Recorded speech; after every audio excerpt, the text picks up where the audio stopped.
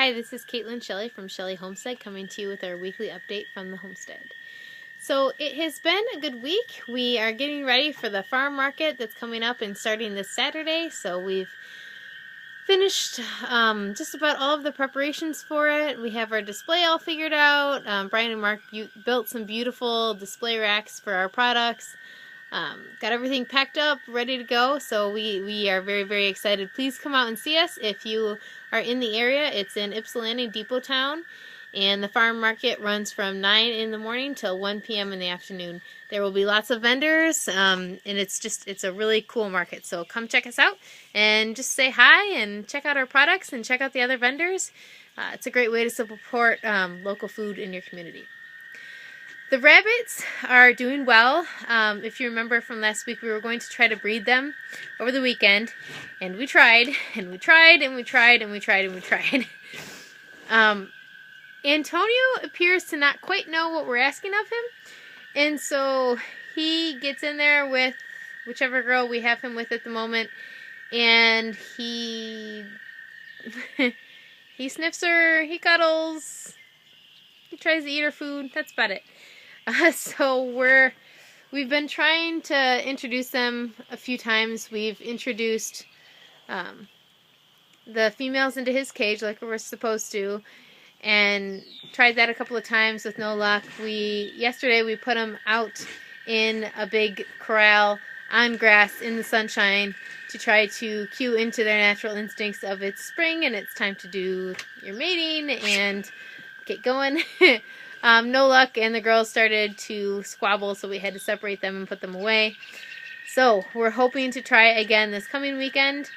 I don't know if it's just that the male is too young and he's not quite sure what to do, or he doesn't have enough drive. So if anyone out there has rabbits or has experience with rabbits and has any suggestions, we would love to hear them. Please put them in the comments below, so we can try to figure out how to make our rabbits do their rabbit deal. The chickens are doing well. We had a big storm last night. It was really, really windy. I think somewhere around 30 mile per hour to 50 mile per hour gusts. It was pretty significant.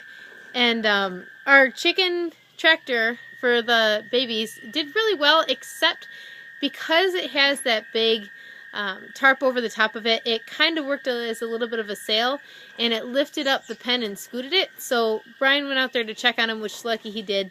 It had caught up a couple of our chickens, so he pounded in some T-posts in order to hold it in place, and then it was fine. The storm didn't damage it at all, it just scooted it. So that's something to keep in mind if we're going to have high winds, that we have to stake it down. So lesson learned on that. Beyond that, our garden is coming in really well, which is just for us. We don't sell anything out of the garden at this point in time, but it's something that's important to us for providing our own food and providing healthy alternatives for ourselves as far as vegetables and things like that. So that's coming in. We have some asparagus that we planted a couple of years ago that's now finally starting to get into its good production cycle, because asparagus takes a couple of years for the plant to really be able to produce to any sort of quantity. The other thing that Brian and Mark did over the weekend is plant some trees. I'll show you here.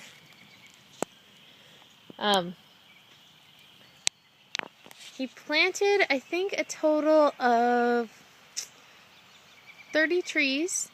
We got some fir trees that will be used for Christmas trees, so that will be nice to be able to pull the trees off our own property and kind of manage that aspect. And then we got some tulip poplars, which will make really nice shade and just pretty landscaping kind of trees, and to break up the pasture, but also are really good for heating with eventually.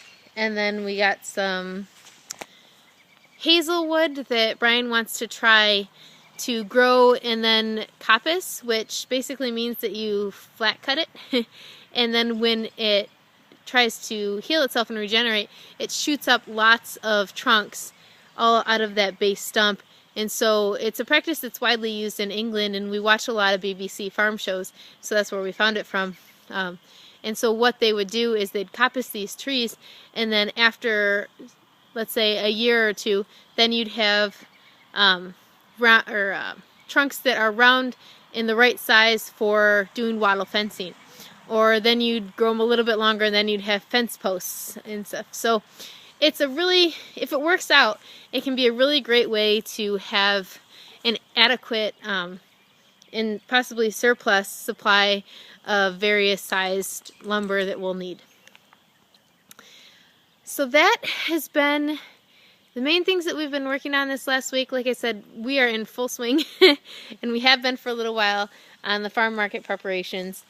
So we will be out there this Saturday, 9 to 1, Depot Town, Ypsilanti, just in case you forgot, selling our products and getting people excited for our upcoming products. We have meat birds, our first round of meat birds coming on Monday. So that will be exciting. We'll do an update of those in the next video update from the farm. And you'll get to see what those birds look like as chicks. Big fluffy poof balls that they are. And so we'll keep you posted, but that's about it for this week. And thank you for watching. And if you're interested in this sort of thing, make sure to thumbs up and subscribe to our channel on YouTube. It really helps us out a lot to keep this going. And check us out on Facebook at facebook.com/Shelley Homestead. Thank you for watching.